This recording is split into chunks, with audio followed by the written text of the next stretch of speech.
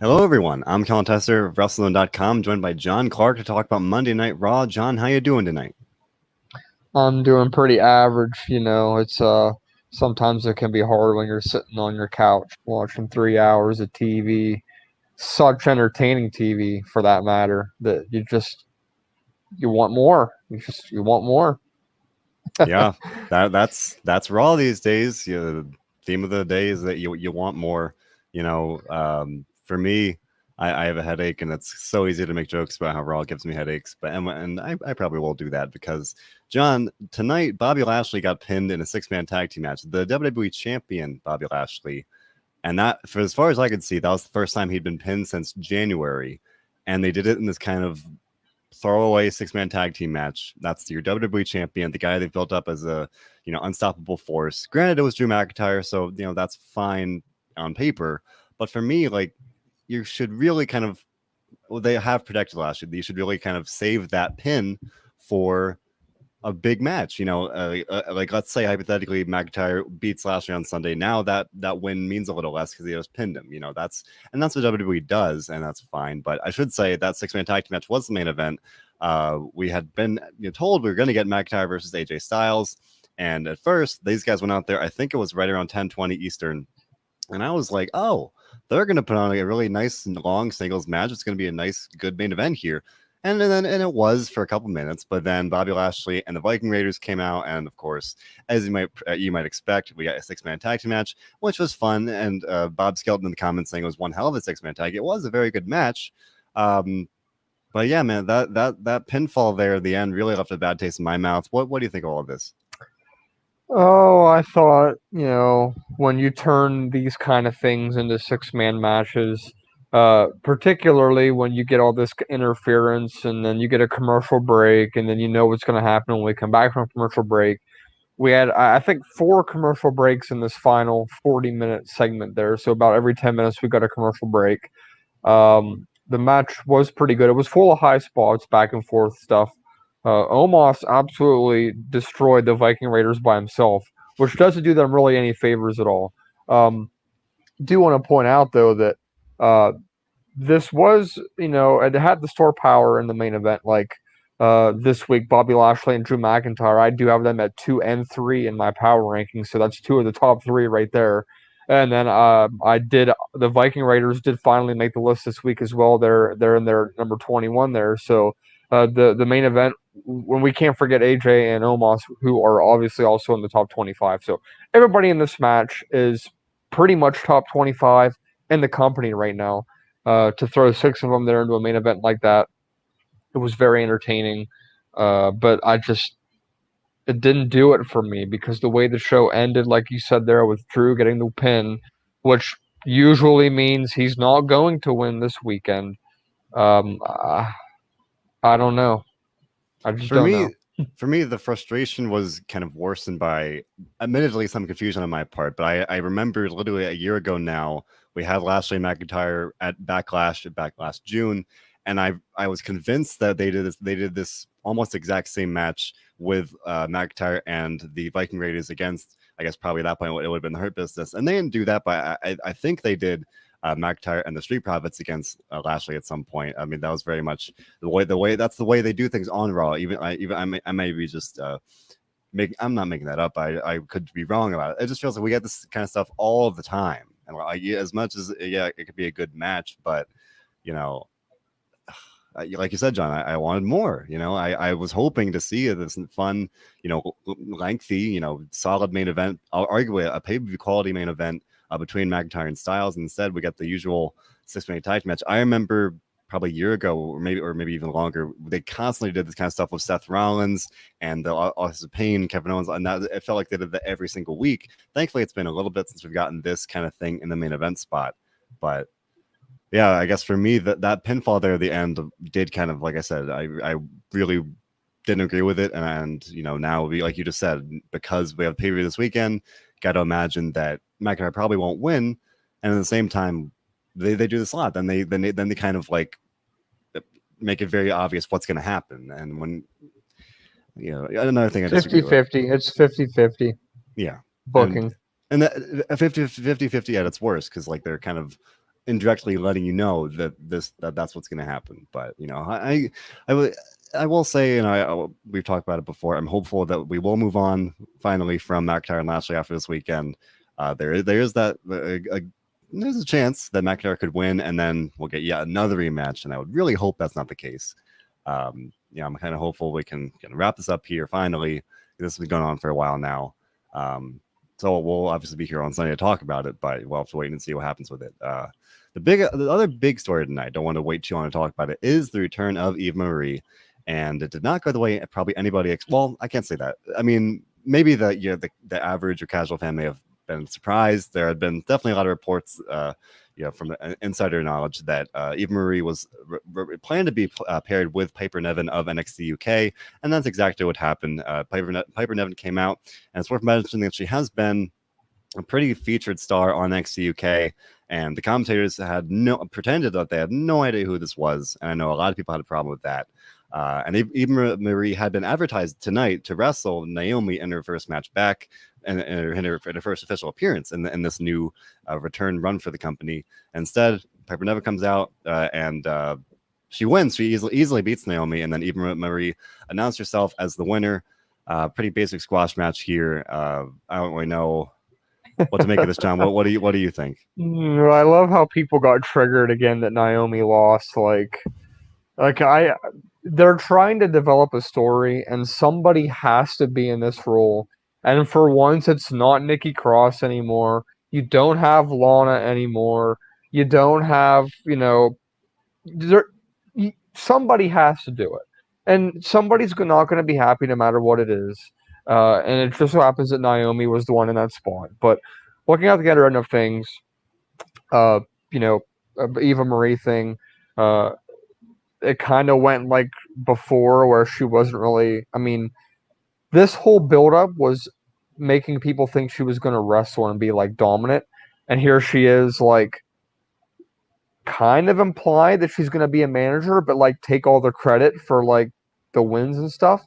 So I can envision some scenario down the road where like maybe uh who knows what Piper's name will end up being, but for now I'll say Piper. Um if somehow there was a title to be won and Eva Marie would claim to be the winner, like pretty much what's going to happen here is Eva's going to take credit for all the wins, and Eva is going to be a heel. Obviously, she's going to easily get heat on the road. I think this benefits Piper more than anybody because when eventually, if she does turn on Eva, she would get a massive pop for that. People that have not seen her before, because I saw a lot of people commenting like, "Who is that? Who is that?" And to me, the casuals might not know. I mean, obviously NXT UK, but it was weird to me. Like we've seen before where people like have come from NXT UK, like Jordan Devlin or Walter, for example, and the commentators know who that person is. Tonight, they didn't. They just acted like this was a complete stranger that they've never seen before in their life, and to me that was a little bit annoying. But at the same time, I feel like it's going to benefit her more in the long run. And if you haven't seen any of her work, I would recommend that you look up some of her matches because they are pretty good. Yeah, I mean, I thought you make a great point about the fact that maybe more than anybody, she does benefit here, where she does get that rub from Eva Marie, and then we often see with these kind of manager enforcer-esque like situations that eventually the enforcer does turn, whether it's Batista in Evolution. There are many examples, so that is a very I'll say likely path that assuming that we sticks to this and really goes through with it, and there's every reason to think they will, at least going off of tonight. So I mean, there's probably nobody really better to get that rub from than Eva Marie as a heel at this point. She's coming in here with as we've noted before, a lot of negative reactions and just a lot of kind of, I'll say, negativity kind of surrounding her. So if you're in that role as Piper Niven, I mean, that's a pretty good spot to be in. So I am curious to see kind of how this goes, because it's worth noting it's not like Eva Marie really introduced her. She just kind of came out, she didn't really get a promo or anything. Nothing like that. So I would expect to see that next week, and then we'll be able to kind of maybe have a little more little more information about exactly what to expect here in that sense. But I mean, Just the show tonight in general, there was so much relevance given to the women. And I don't know why there was so much negativity online about it. Like there were so many people talking like, "Oh, great, 4 women's matches. Oh, great, 5 women's segments tonight." Like I just don't understand what is so bad about that, I guess. Like I don't get it. For the longest time, people have been begging that the women need more attention, and now it's like people, and even in the past couple weeks, there have been people saying like, "Oh, why are the women only getting like 2 segments on the show and that's it?" Tonight they get 5, and people still complain. And I saw the perfect reply to one of my tweets. It was one of my followers. I'm not sure who said that people just have to find something to complain about. And given that there's 4 singles matches and then the additional segment given to the women, people just complain. They're not happy no matter what. And to me, it's like, what do you want them to do? It's like they can't read your mind. Like, is 3 the perfect number? If 2's not enough and 5 is too much? Like, what did you feel about the relevance the women got tonight? So I will say I feel a little attacked right now. Not directly, but only because I don't. I love to see the woman getting this prominence on the show, to see them getting all these matches. That's great. And Robert D. Fleece and I've talked about it. I think you and I have talked about it before, where yeah, it has been a little, at least a little concerning, if not problematic, that the women have been getting less spotlight, less prominence in recent weeks. So this was definitely a step back in the right direction here by having, we had Asuka, Charlotte Flair, we had a Piper Niven's debut, we had a segment with Dana Brooke and Mandy Rose and Natalia team backstage, and we had Charlotte Flair and Nikki Cross early on in the show.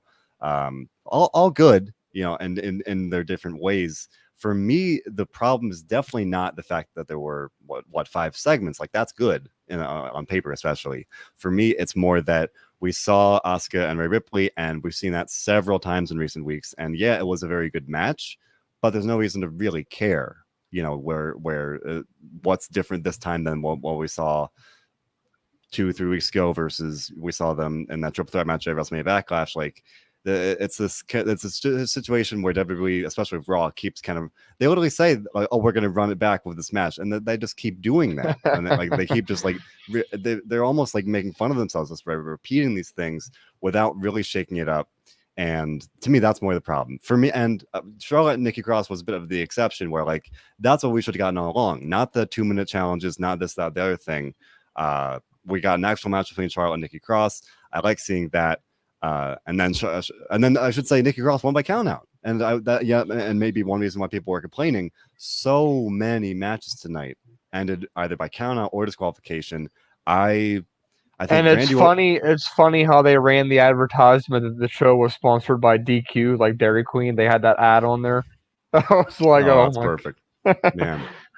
I think that those two things for me were the bigger problems, where it's a lot of running it back for, I don't want to say no reason, but with no variation. And then with these things they did run back, with the literal booking, DQ, sponsored by Dairy Queen, sure, and count I definitely get you there. I mean, Nikki Cross has.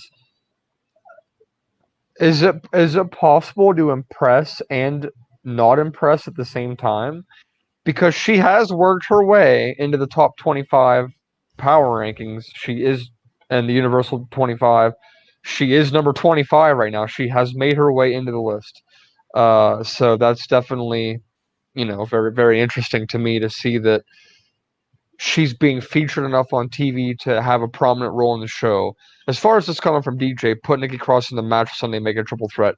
That would put things into more of a frenzy and not make any sense to me. Let's have her possibly get involved after this. This whole Ripley and Charlotte thing has not been very successful this time around. The build-up has not been good. The segments have been confusing. Hopefully the match delivers. There has been instances where they seem to have chemistry and instances where they seem to not have chemistry. So let's see how they fare in a match this Sunday. I fortunately whoever wins this match, I don't think this is the end of it, but hopefully they can do a better job of building it up. But what do you think of the Charlotte and Rhea Ripley build up to the pay-per-view? I think it's been fine in terms of the story they're telling. Grant, well, all right, maybe I spoke too soon because now I'm thinking about it, and the Nikki Cross beat the clock stuff really made the story about Nikki Cross and much less about Charlotte wanting to fight with Nikki. The very traditional, like, two people wanting to fight each other. Like, you put someone else in there, and it's like a like a third wheel situation. And for me, that kind of took some steam out of it. And the fact that we haven't really gotten any acknowledgement of the fact that Charlotte took Rhea Ripley's title at WrestleMania 36, that should be the big, or at least a factor here. And for what, it's one of those things where the fans are expected to kind of like bring that knowledge to the table and to kind of put that on top of whatever we're getting on screen, and to, like, kind of almost fantasy book ourselves to, like, make that the story. Whereas what we're actually seeing, that's not been the story they're telling. And to me, that is a missed opportunity, where either you could have Charlotte saying, hey, I beat you once, I'm gonna beat you again. I don't think she usually said that. Or it could be Ripley saying, oh, you beat me once, I'm gonna even the score and prove myself. From what I can recall, we have not seen that. So kind of the combination of the two, yes, they are two of the very best on Raw, and you can fairly expect it'll be a good match, but no, there's kind of something missing there. And I remember enjoying the WrestleMania match, and I liked I thought the triple threat match at WrestleMania Backlash was great. So I have every reason to believe this will be a good match on Sunday, and I would agree that it's probably not going to be over. So I mean, I'd be curious to see kind of how it goes beyond that. We've said it before, you can never really assume that Flair is going to lose. There's always a chance they're going to put the title on Flair. So it's a possibility. If not at Hell in a Cell, maybe Money in the Bank. But my prediction, ideally, or I guess just my hope, will have a nice long reign for Rhea Ripley here. But I do want to point out, Nikki Cross should get a title shot for all intents and purposes. You mentioned she's in your rankings now, and on paper, she's I think 3-0 since she came back, technically, with these the beat the clock things, and she beat Flair by count tonight. And if we're trying to look at it like wins do matter, then to me, there's every reason that she should at least get a title shot, to kind of have a payoff to what we've been seeing. Because if not, then literally, what's the point? Would you tend to agree? Yeah, I would agree. I just think that the women's division is a little confusing right now, just with the way they've been booked, and across both SmackDown and Raw, tag division, singles division, grudge matches, all that stuff. It's there's room for improvement. We'll just leave it at that, I think. Which leads me into what I wanted to talk about with Alexa Bliss tonight on the show. And Nia Jax Alexa Bliss is still pretty good in the ring. It was a pretty good match overall.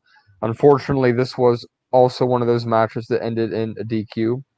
Reginald gets himself involved. Alexa Bliss and Reginald then have a stare down, like they're playing like copycat with tilting their heads in the same way. And then suddenly she leaves the ring and he snaps out of it. And then no sighting or words of Shayna Baszler. We have a match with them this Sunday. What's your take on this whole thing with these two?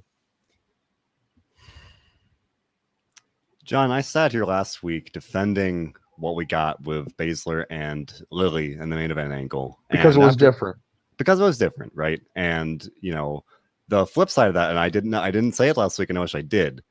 I can only really defend that, as at least sitting here now after time to reflect, if they committed to it. John, literally the first thing they did on Raw tonight was Bliss saying that Lily's in timeout because they're going back on the road. Almost like they're scrapping that idea for now, right? Yeah, I wanted to say, like, what are the odds that she ever comes out of timeout? What if she's quote unquote grounded forever, and as a way of writing her off? Because obviously there was so much negativity to the angle last week, and it could very well be the kind of thing that the people booking the show, whatever you want to say, Vince McMahon, whatever, say, okay, that didn't work. All right, scrap it. Let's do something else. And I think that's what they are doing, for the record. I don't think we'll see that again. And to me, that's almost more infuriating. Like if you're gonna like they treat the viewers like they're so stupid sometimes, where it's just they pretend it's this weird double standard of like you're obviously supposed to watch and like supposed to like keep up with what's going on, and then at the drop of a hat they'll just say, all right, no, this never happened, whether it's Aleister Black getting fired and the Biggie angle over on SmackDown just getting scrapped, or if it's this, presumably Lizzie getting written off, and we have no follow up whatsoever to what happened to Shayna Baszler last week. We don't know where is she. We don't know. Where she got locked up in that room with Lily. She's still locked up in the room. Like, if they're gonna do stuff like that, to me, I really want them to commit to it. Like, show me what you're doing, so we can, have an opinion on it, rather than just giving up and saying, all right, that didn't work after 1 week. And so, and sometimes that's the right thing to do. Sometimes something is so bad that doesn't work. And I get that, but that's more maybe my take on it. But are you glad you say that's your prediction that they're probably going to scrap it? Are you glad that that's the case, or what do you think about it? I was intrigued at first, but I think it was simply because I thought it was the way they would reintroduce Bray Wyatt at some point. I think once people realized that this was Alexa's own thing and kind of her own gimmick type thing she was doing, it didn't work, and this supernatural Papa Shango type stuff they were doing doesn't really work in today's age with just the way things have changed and the way people are nowadays and social media and people like that. It's just I'm glad it's gone. I'll just leave it at that. I didn't think it was working very well. I do like Alexa Bliss's character, however. I think that's working for her, but she needs to do something relevant. And this is a shame because I honestly think Shayna Baszler kind of needs this more than Alexa Bliss. If Baszler could win this match and kind of propel herself possibly up to Rhea Ripley, I think it would be interesting. And while we're talking about the women, we might as well talk about the other part of the tag division that was addressed tonight, which was Natalya and Tamina were working out backstage in the ring, which is like wrestling each other for practice. And then we see Mandy Rose and Dana Brooke, who have appeared to be the next challengers in line for a few weeks now. Tonight kind of solidified that with the brawl in the ring, the whole where, you blondes only care about your appearance and not your in-ring stuff. And that whole thing was just revisited tonight. It's not doing the trick for me either, but what do you think about this whole potential tag program we're getting? It's something. It's something. And we sit here pretty much every week. I feel like across both brands saying there aren't enough teams in the women's tag division. They're not doing enough for the women's tag division.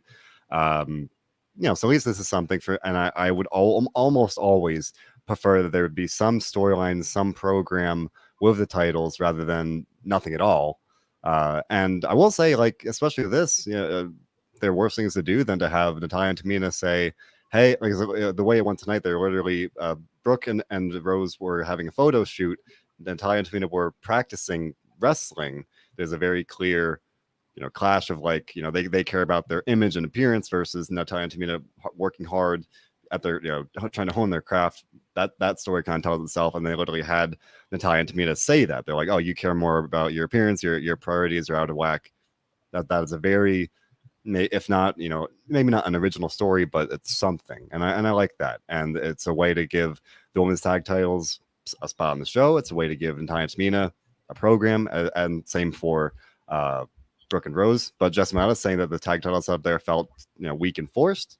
That's fair. This wasn't like this exciting new hook for a feud. No, I'm not saying that.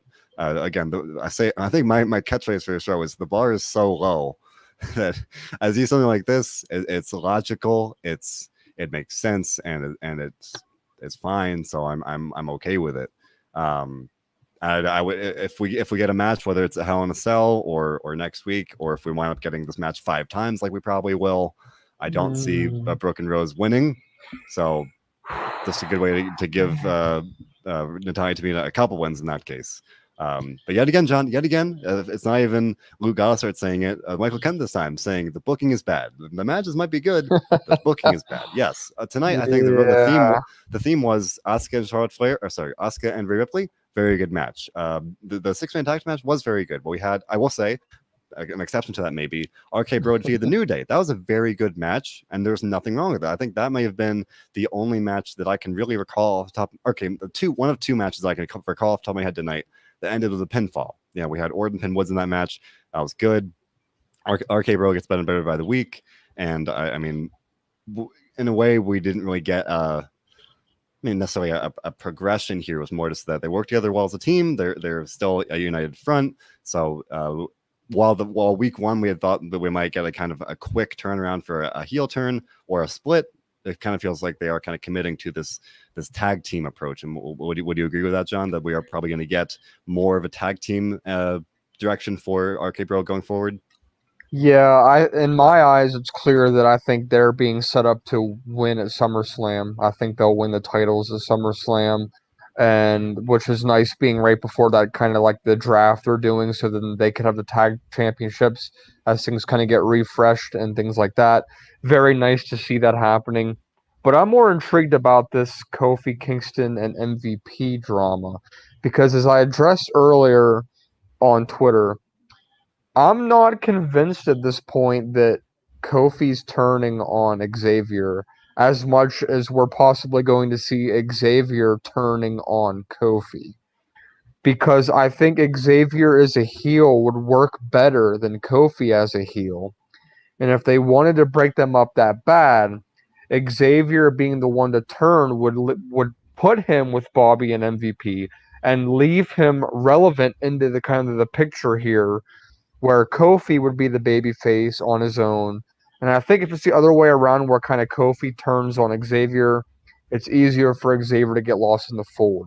But I'm very, very interested. This is probably one of my most favorite stories right now. I think it's unpredictable. I think we could go either way here. So, two questions for you, and you might answer them the same way. Where do you think we're going, and where do you want this to go? See, for me, last week and this week, when we got the angles across both shows, I kind of immediately jumped to wanting to see Kingston and MVP because he has a very valid point. Kofi Mania is dead and gone. Unfortunately, it's only been just about 2 years, but it is long in the past, and both in a real sense, and even it's only been 2 years, or a lot can change in 2 years. So Kofi Mania is gone, and MVP is very validly saying like, and you haven't really done anything since. Tonight he said that Kingston has been stuck in this tag team, and he pretty much firmly implied that Xavier Woods is a loser. And for me, I kind of read that like the predictable and obvious route would be Kingston saying, you know what, you're right, and then turning.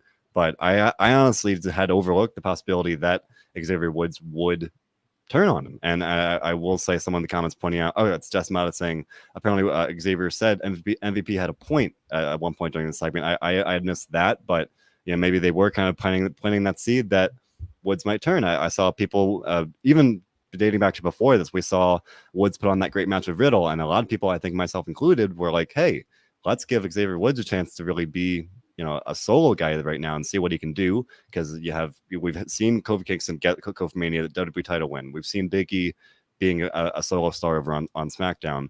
We've not really seen Xavier Woods in that spot. So I really think that now that you point out, I definitely think that's a strong possibility, if not something that I would like to see, because yet again, I want to see new things. I want to see them go in different directions, and that is definitely something we have not seen. So if that's kind of the end game here, I would like to see how that plays out.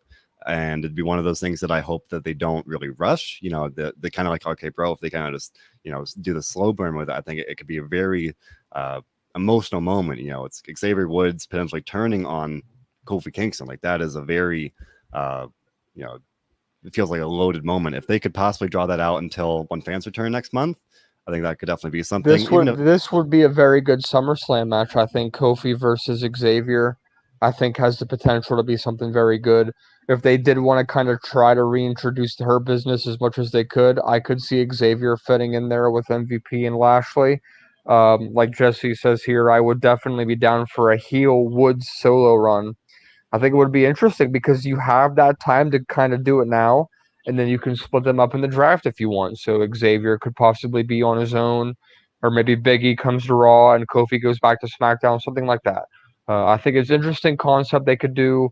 Uh, People are really dedicated to not ever splitting this group up, but how many groups really never ever have beef and never ever split up? It almost happens to everybody.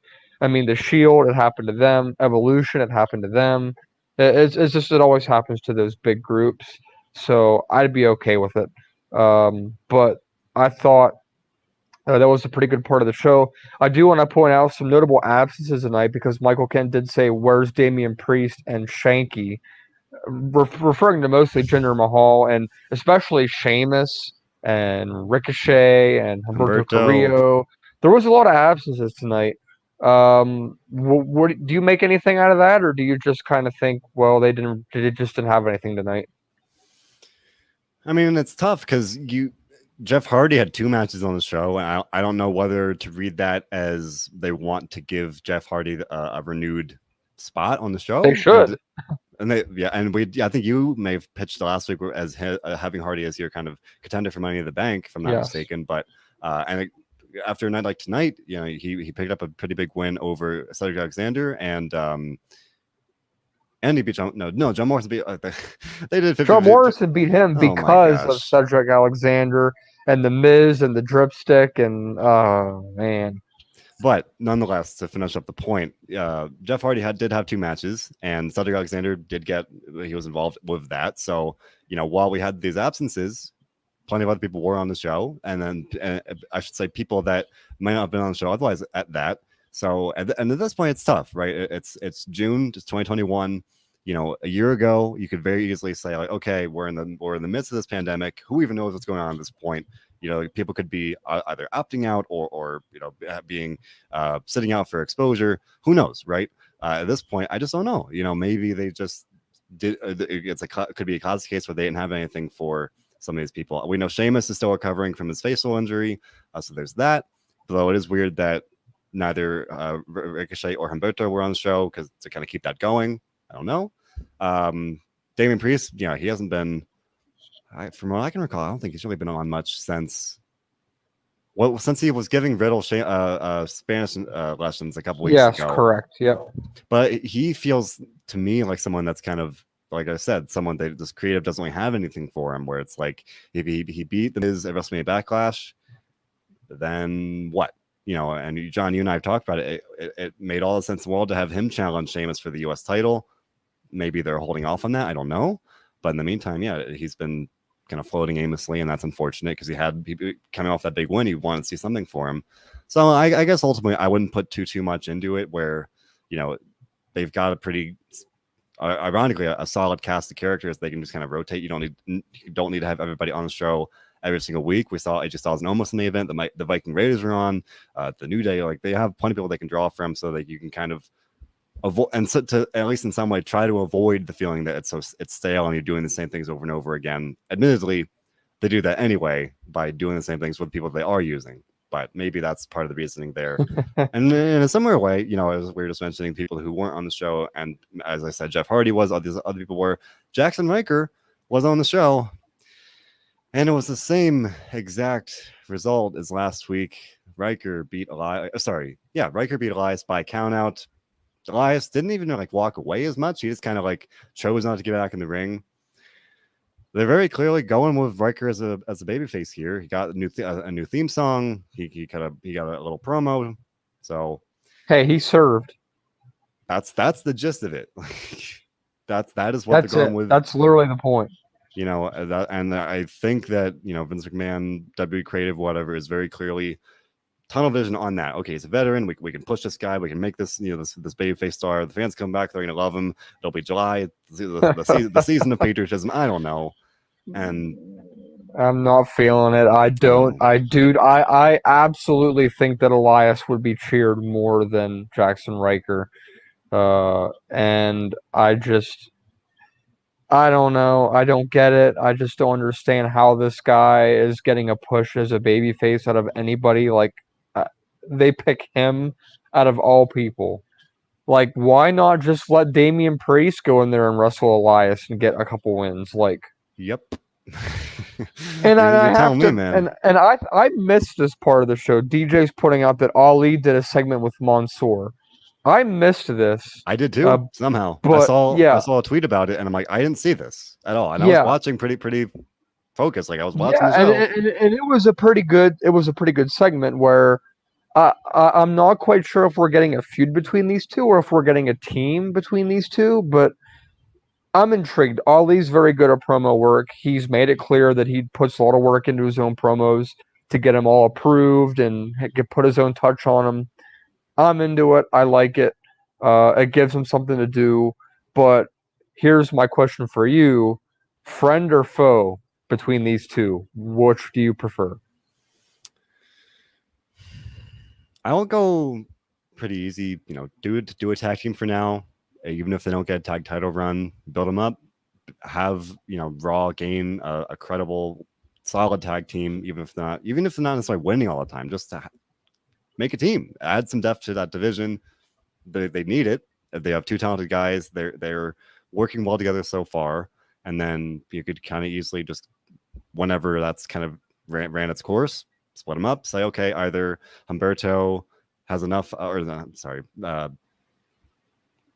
like Mansoor. I get these people mixed Yeah, up all the time. Mansoor, sorry, has enough of Mustafa Ali, saying maybe he doesn't like Mustafa Ali's methods or whatever.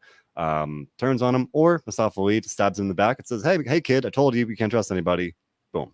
That seems to be pretty easy to do to me, and that's the kind of thing you don't necessarily even need to do it like RK Bro. You don't need to really draw it out as much. You could kind of have Mustafa Ali clearly being like, ready to turn on him at any given point, and then kind of pulling that and going with it. So that'd be my hope or pick for it, where the Raw tag division needs it. Even though we got this great match of RK Bro, New Day, Styles and Omos are good, Viking Raiders are good. You've got Lucha House Party, whatever. Mason T-Bar are still there. So, but there's nothing wrong with, or actually I can say that it'd be a good thing to add another good team like that. So I would like to see that. As a potential pairing. Would you agree? Or would you rather kind of immediately head off into a feud of their own? I'm okay either way as long as they're featured on TV a little bit more often. I would probably assume a team for now, but I don't know who I would pick for challengers. There's just not a lot of tag division. We desperately need the draft to get here, or maybe we just need fans to get here. Maybe we just need a new creative team. We need something. We need something. It's getting bad. Yeah, it is, man. And there's stuff to like, right? I want to try and be positive. I really liked RK Bro New Day, and the match and RK Bro as a unit. I feel like they're getting better by the week. The 6-man tag match in the main event, it was good, but they were thinking the ending and this the fact that that's what they do all the time.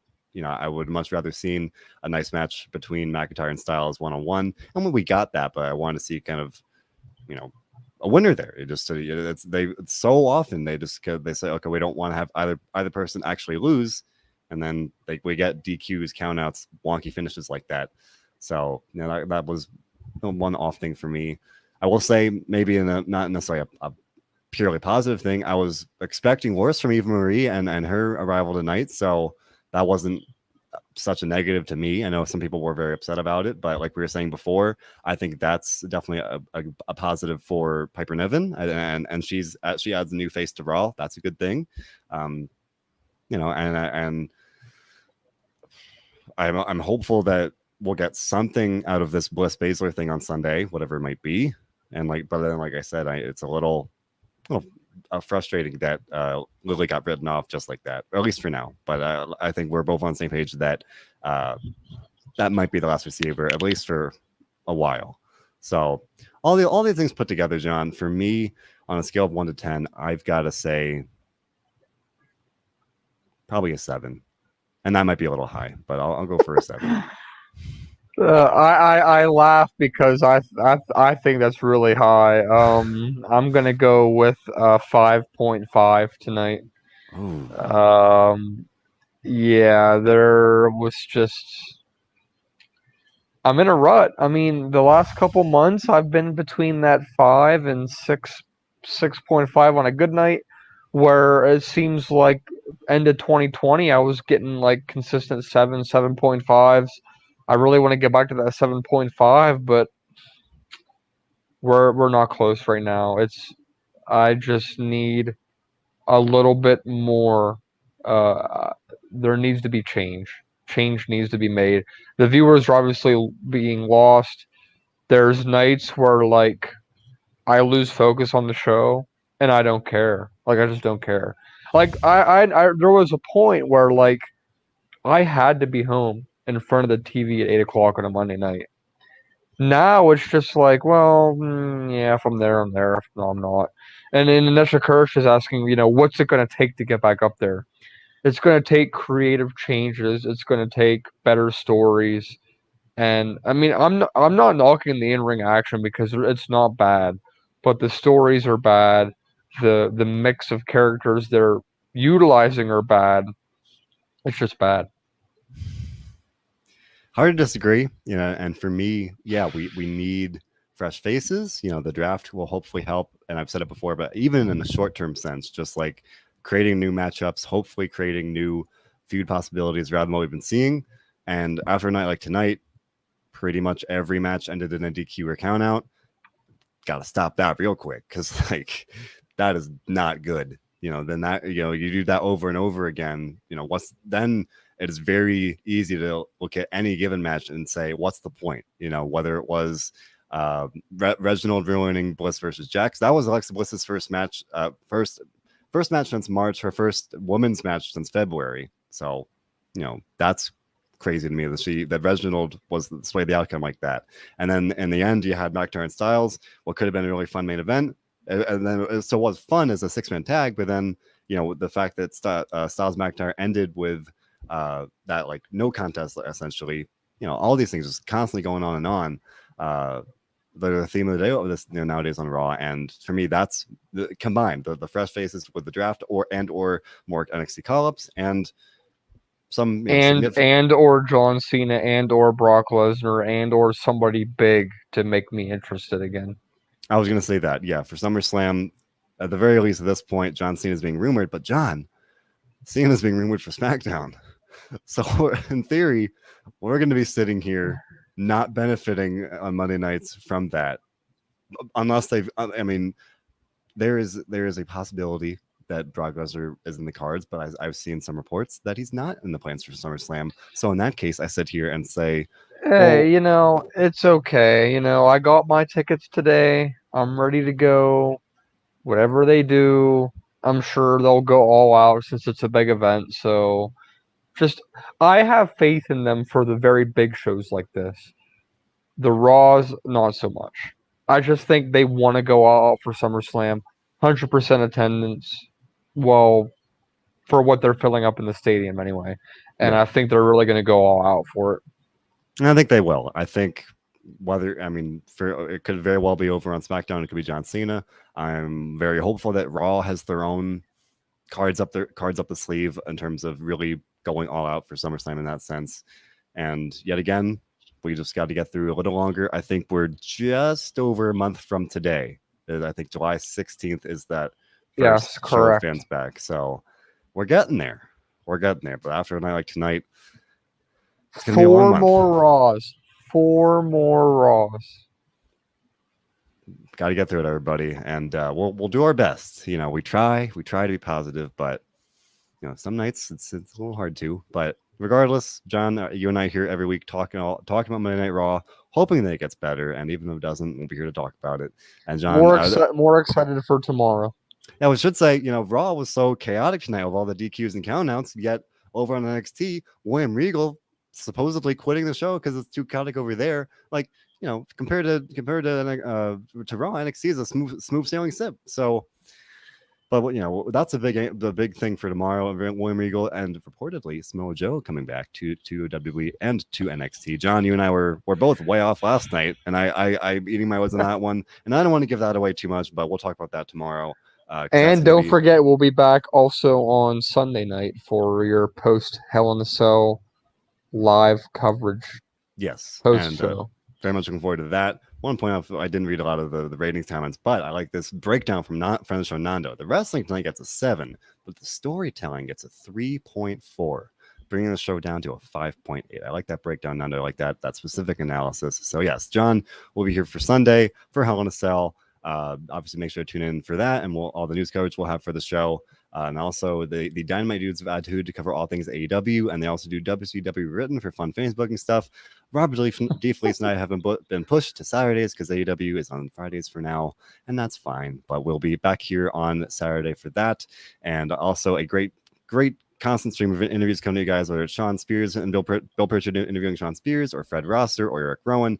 All these people, more than I can even possibly think of, all these and more. You gotta check it out on all of our platforms, whether it's not called Spotify, YouTube, Apple Podcasts, whatever it may be. We've got you covered. So leave, like, and subscribe. So, John, a night like tonight, it's hard to do what we do here at WrestleZone, but no matter what, whether it's a good show or a bad one, we try to do one thing above all others. And can you tell me what that is? Just enjoy the product, enjoy the wrestling, and appreciate that you can be sitting on your couch watching it. Indeed. Thanks for listening, everybody.